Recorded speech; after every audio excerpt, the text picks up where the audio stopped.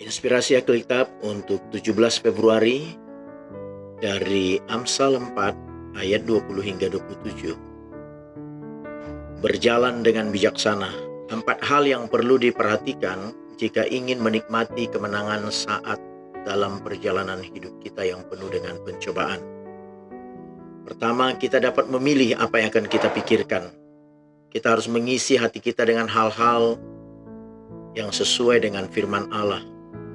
Hal itu membawa kehidupan dan kesembuhan. Sebagaimana dikatakan di kitab Filipi 4 ayat 8, pikirkanlah tentang semua yang benar, semua yang mulia, semua yang adil, semua yang suci, semua yang manis, semua yang sedap didengar, semua yang disebut kebajikan dan patut dipuji. Kemudian kita juga harus memiliki kata-kata yang menguatkan. Gunakan perkataan dengan hati-hati. Buanglah mulut serong daripadamu dan jauhkanlah bibir yang dolak-dalik. Kemudian yang ketiga, kita berhati-hati juga dengan apa yang kita lihat, baik di media sosial, televisi, dan lain sebagainya. Yesus memperingatkan bahwa jika kita melihat hal-hal yang salah, maka seluruh tubuh kita akan penuh kegelapan. Yang keempat, kita harus hati-hati agar kita dapat terhindar dari berbagai godaan. Demikian firman Tuhan. Hai anakku, perhatikanlah perkataanku, arahkanlah telingamu kepada ucapanku.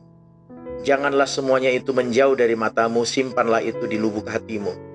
Karena itulah yang menjadi kehidupan bagi mereka yang mendapatkannya, dan kesembuhan bagi seluruh tubuh mereka. Jagalah hatimu dengan segala kewaspadaan, karena dari situlah terpancar kehidupan. Buanglah mulut serong daripadamu, dan jauhkanlah bibir yang dolak-dalik daripadamu. Biarlah matamu memandang terus ke depan, dan tatapan matamu tetap ke muka. Tempuhlah jalan yang rata, dan hendaklah tetap segala jalanmu. Janganlah menyimpang ke kanan atau ke kiri, jauhkanlah kakimu dari kejahatan. Kita membaca Keluaran 19 ayat 1 hingga Keluaran 20 ayat 26. Inspirasi Alkitab, prioritas kasih. Allah ingin kita belajar kekudusan darinya. Dari Keluaran 19 hingga Bilangan 10, umat Allah tinggal di tempat yang sama, belajar bagaimana menjadi umat Allah. Mereka mulai belajar tentang kekudusan dan kuasa Allah. Tuhan memberikan perintah-perintah sebagai tindakan kasih. Berusaha untuk mematuhinya adalah sikap kasih kita kepada Tuhan. Yang pertama yaitu kasihilah Allah. 4 perintah pertama adalah tentang bagaimana kita menanggapi kasih Allah dengan mengasihi Dia. Kemudian kasih kepada sesama. 6 perintah terakhir adalah tentang kasih kita kepada sesama. Yesus meringkasnya dengan kasihilah Tuhan Allahmu dengan segenap hatimu, dan dengan segenap jiwamu, dan dengan segenap akal budimu.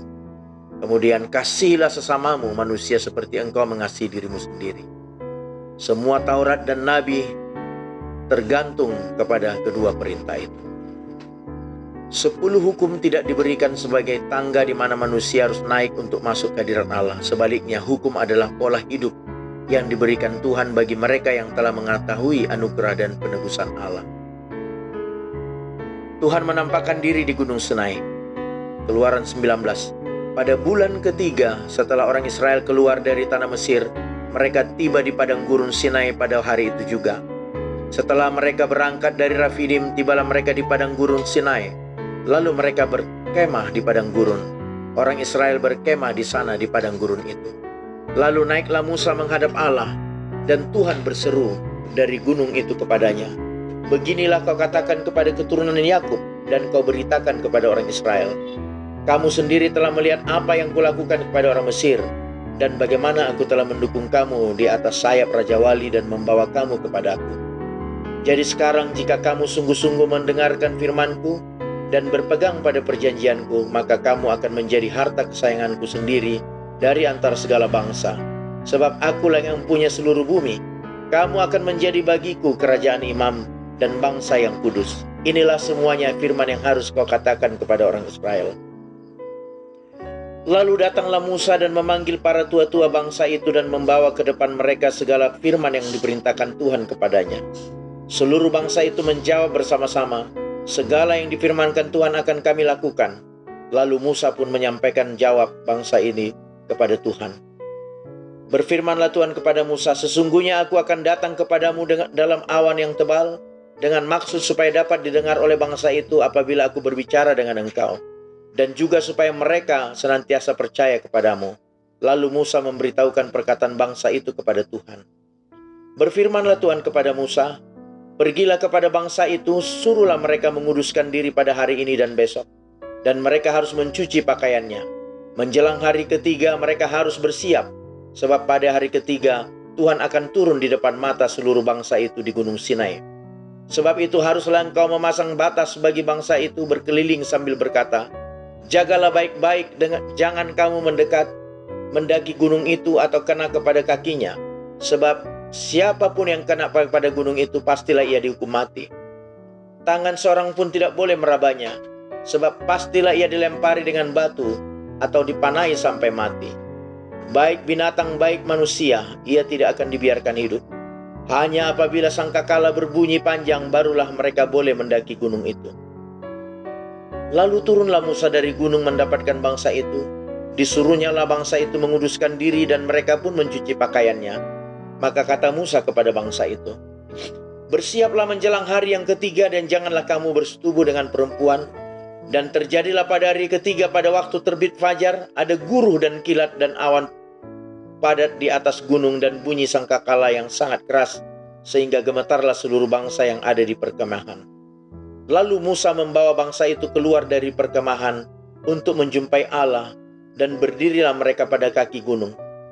Gunung Sinai ditutupi seluruhnya dengan asap, karena Tuhan turun ke atasnya dalam api. Asapnya membubung seperti asap dari dapur, dan seluruh gunung itu gemetar sangat. Bunyi sangkakala kian lama kian keras. Berbicaralah Musa, lalu Allah menjawabnya dalam guruh. Lalu turunlah Tuhan ke atas gunung Sinai, ke atas puncak gunung itu.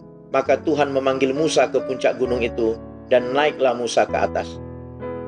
Kemudian Tuhan berfirman kepada Musa, turunlah peringatkanlah kepada bangsa itu supaya mereka jangan menembus mendapatkan Tuhan hendak melihat-lihat, sebab tentulah banyak dari mereka akan binasa. Juga para imam yang datang mendekat kepada Tuhan haruslah menguduskan dirinya, supaya Tuhan jangan melanda mereka.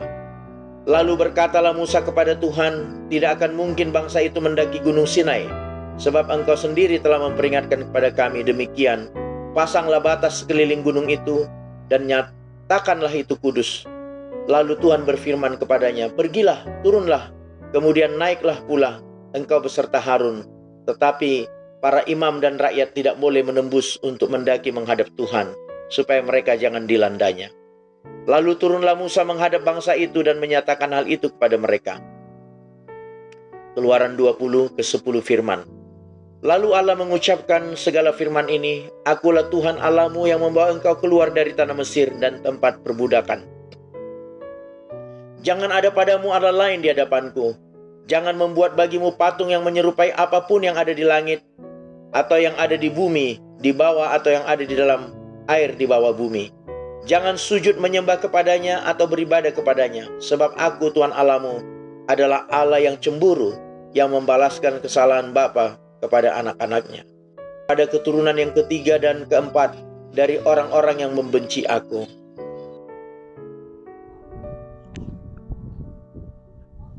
Tetapi aku menunjukkan kasih setia kepada beribu-ribu orang, yaitu mereka yang mengasihi aku dan yang berpegang pada perintah-perintahku.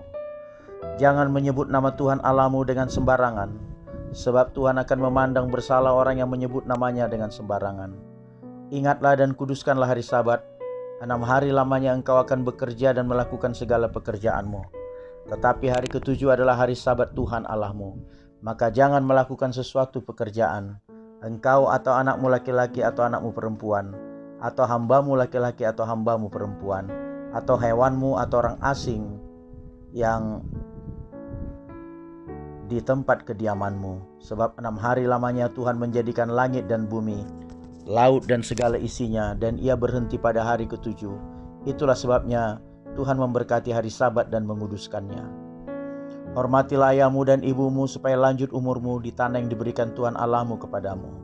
Jangan membunuh, jangan berzina, jangan mencuri, jangan mengucapkan saksi dusta tentang sesamamu.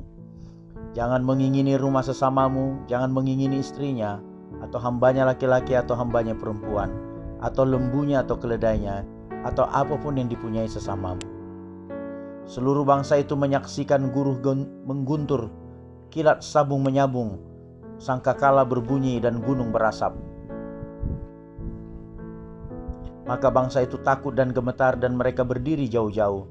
Mereka berkata kepada Musa, "Engkaulah berbicara dengan kami, maka kami akan mendengarkan. Tetapi janganlah Allah berbicara dengan kami, nanti kami mati." Tetapi Musa berkata kepada bangsa itu, "Janganlah takut, sebab Allah telah datang dengan maksud untuk mencoba kamu, dan dengan maksud supaya takut akan Dia ada padamu, agar kamu jangan berbuat dosa." Adapun bangsa itu berdiri jauh-jauh, tetapi Musa pergi mendekati embun yang kelam di mana Allah ada. Peraturan tentang kebaktian. Lalu berfirmanlah Tuhan kepada Musa, "Beginilah kau katakan kepada orang Israel, kamu sendiri telah menyaksikan bahwa aku berbicara dengan kamu dari langit. Janganlah kamu membuat di sampingku Allah perak, juga Allah emas, janganlah kamu buat bagimu. Kau buatlah bagiku mezbah dari tanah dan persembahkanlah di atasnya korban bakaranmu dan korban keselamatanmu, kambing dombamu dan lembu sapimu. Pada setiap tempat yang kutentukan menjadi tempat peringatan bagi namaku, aku akan datang kepadamu dan memberkati engkau. Tetapi jika engkau membuat bagimu mezbah dari batu, maka jangan engkau mendirikannya dari batu pahat. Sebab apabila engkau mengerjakannya dengan beliung, maka engkau melanggar kekudusannya. Juga jangan engkau naik tangga ke atas mezbahku, supaya auratmu jangan kelihatan di atasnya."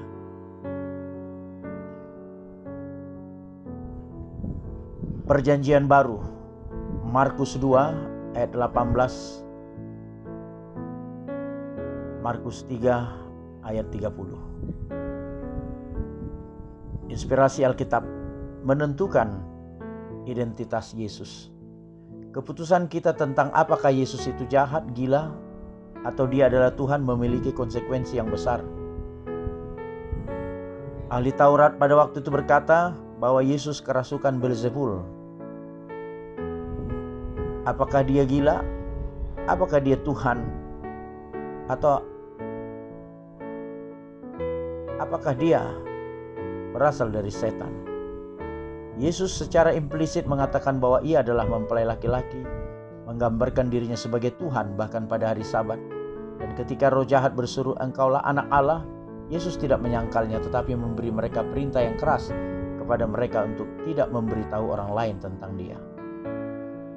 Setelah 3 tahun menghabiskan waktu bersama dengannya, murid-muridnya sampai pada kesimpulan bahwa Dia benar-benar adalah Allah yang unik.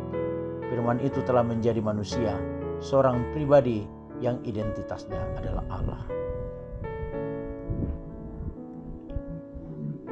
Pada suatu kali ketika murid-murid Yohanes dan orang-orang Farisi sedang berpuasa, datanglah orang-orang dan mengatakan kepada Yesus, "Mengapa murid-murid Yohanes dan murid-murid orang Farisi berpuasa, tetapi murid-muridmu tidak?"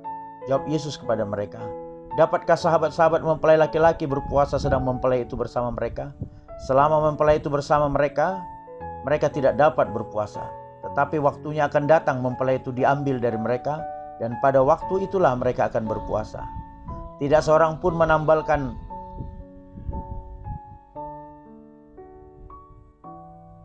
secarik kain yang belum susut pada baju yang tua. Karena jika demikian kain penambal itu akan mencabiknya, yang baru mencabik yang tua. Lalu makin besarlah koyaknya. Demikian juga tidak seorang pun mengisikan anggur yang baru ke dalam kantong kulit yang tua. Karena jika demikian anggur itu akan mengoyakkan kantong itu, sehingga anggur itu dan kantongnya dua-duanya terbuang. Tetapi anggur yang baru hendaknya disimpan dalam kantong yang baru pula." Pada suatu kali pada hari Sabat Yesus berjalan di padang gandum, dan sementara berjalan murid-muridnya memetik buah bulir gandum. Maka kata orang-orang Farisi kepadanya, "Lihat, mengapa mereka berbuat sesuatu yang tidak diperbolehkan pada hari Sabat?"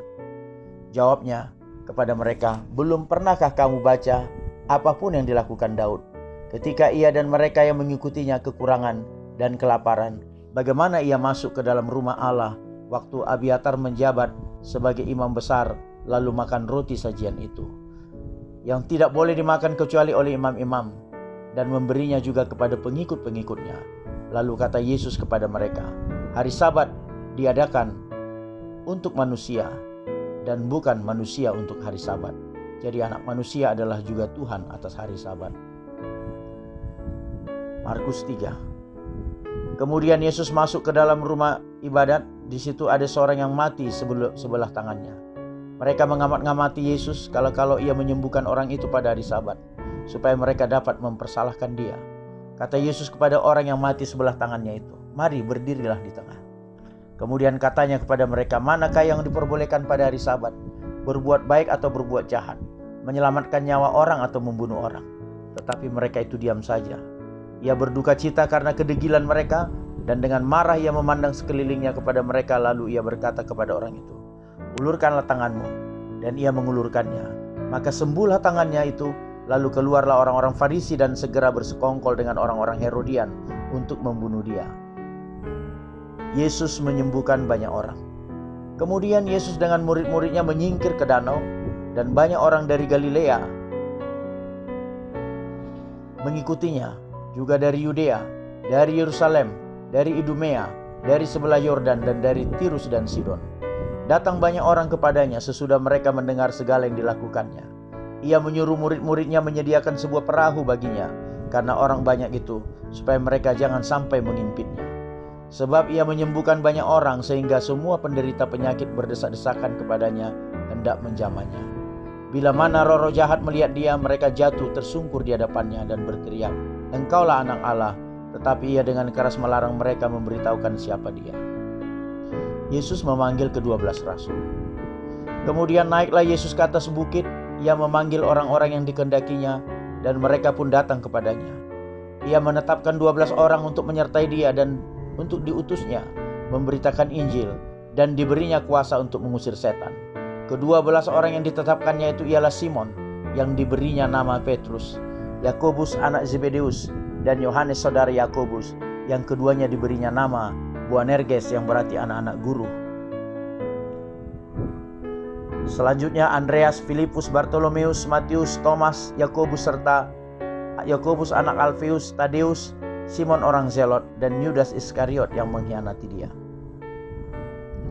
Kemudian Yesus masuk ke sebuah rumah, maka datanglah orang banyak berkerumun pula, sehingga makan pun mereka tidak dapat. Waktu kaum keluarganya mendengar hal itu, mereka datang hendak mengambil dia, sebab kata mereka, ia tidak waras lagi. Dan ahli-ahli Taurat yang datang dari Yerusalem berkata, ia kerasukan Beelzebul, dan dengan penghulu setan ia mengusir setan. Yesus memanggil mereka lalu berkata kepada mereka dalam perumpamaan, bagaimana iblis dapat mengusir iblis? Kalau suatu kerajaan terpecah-pecah, kerajaan itu tidak dapat bertahan. Dan jikalau suatu rumah tangga terpecah-pecah, rumah tangga itu tidak dapat bertahan. Demikianlah juga kalau iblis berontak melawan dirinya sendiri. Dan kalau ia terbagi-bagi, ia tidak dapat bertahan.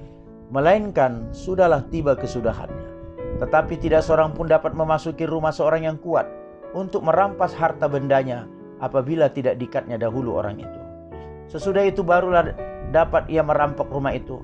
Aku berkata kepadamu, sesungguhnya semua dosa dan hujat anak-anak manusia akan diampuni. Ya, semua hujat yang mereka ucapkan. Tetapi apabila seorang menghujat Roh Kudus, ia tidak mendapat ampun selama-lamanya, melainkan bersalah karena berbuat dosa kekal. Ia berkata demikian karena mereka katakan bahwa ia kerasukan roh jahat.